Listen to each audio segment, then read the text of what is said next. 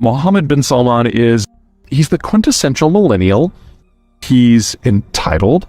He gets very disappointed and a little pouty when he doesn't get his way, but he also is very good at managing people. And that means that even though he's every bit as much of a dictatorship as Xi Jinping in China or Vladimir Putin in Russia, he's much more successful. He's able to actually run people effectively, have conversations with them, manage some of the details. And the job that he has to do is a lot easier than either of those two mega states. Saudi Arabia has a mid-sized population. You're really only talking a little more than 30 million people. And it's a one-horse show when it comes to the economy. It's really just oil. And especially if you're bringing in people to work the oil fields for you, you get to decide policy and foreign policy and strategic policy and general direction, but the details are handled by competent people. So a dictatorship can work in a place like Saudi Arabia, where it'd be far more difficult in a place like China or Russia. So a little bit of background about how he got there. Over a century ago, the tribe of Saud, which ultimately MBS is descended from, cut a series of deals with the merchants who controlled the cities on the west coast. Now, at the time, we're talking pre-industrial here, so the tribe of Saud was basically a bunch of desert raiders, whereas the folks on the coast saw themselves as more sophisticated, and that's pretty much accurate. And the deal that was cut was that social policy and political policy would be set by the tribe, whereas the folks on the coast would handle all the trade and all the economics. It was a good deal for both, and to be perfectly blunt, the folks on the coast got the better part of the deal.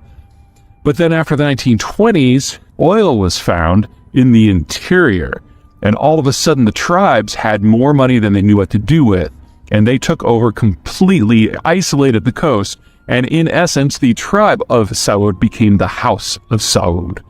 So you've got these people descended from desert raiders who were hyper-violent, who all of a sudden had more money than God and could impose whatever whim they had upon the world. For a long time, the leadership of Saudi Arabia were a series of kings, princes, elevated to king, called the Sudari Seven. 7 brothers, all born from the same wife of the initial king of Saudi Arabia. But they ruled until they died, and they were all more or less the same age, and so they were getting older and older and older and more decrepit. So it became very clear in Saudi Arabia that they needed to skip a generation, and they eventually settled on Mohammed bin Salman as the crown prince, and he's basically the king now. Now, he is a millennial, he is young, which means assuming he's not assassinated, always a risk. He is likely to be the king of Saudi Arabia for the next 50 years. So Saudi Arabia has something that the Russians and the Chinese will never have.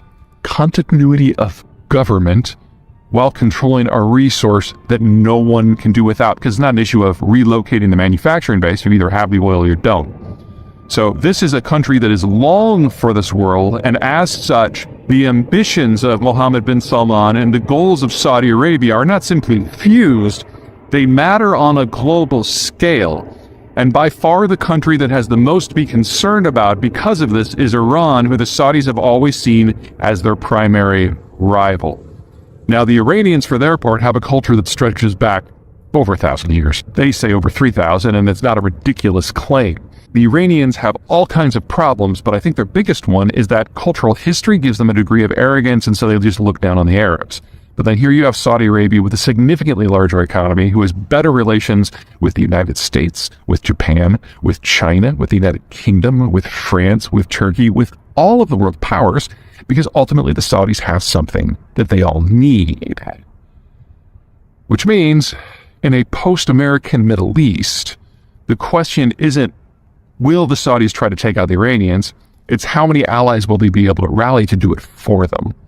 And as we get into a bigger and bigger energy crisis globally, MBS's goal of completely destroying the Iranian state all of a sudden looks a lot more feasible. It is easy for the Iranians to close the Strait of Hormuz and restrict energy flows to the rest of the world. But it would be a snap for the Saudis to do it. And unlike the Iranians, the Saudis actually have other outlets. They can get over half their crude out via pipe to the Red Sea and ignore anything that happens at Hormuz.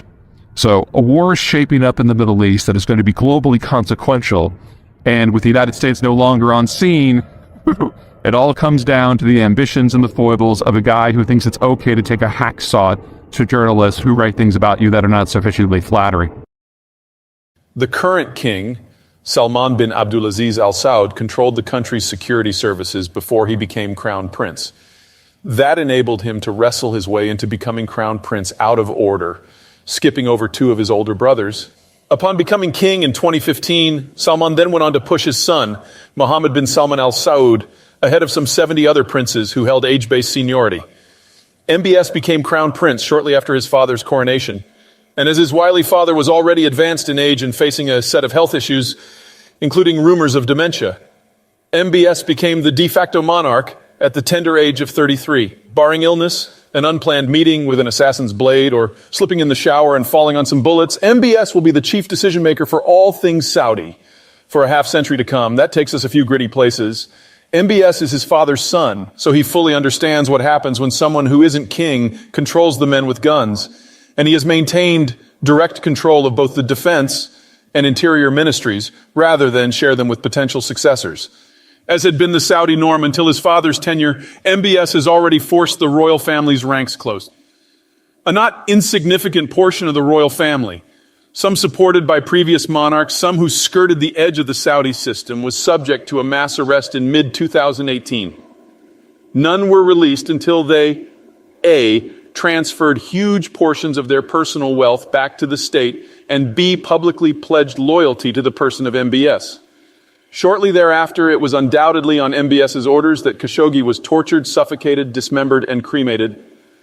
Many abroad criticized both actions as being bad for the country's image. That's missing the point. Love him or loathe him, Mohammed bin Bonsa Salman is the country's absolute ruler, and he is acting like one.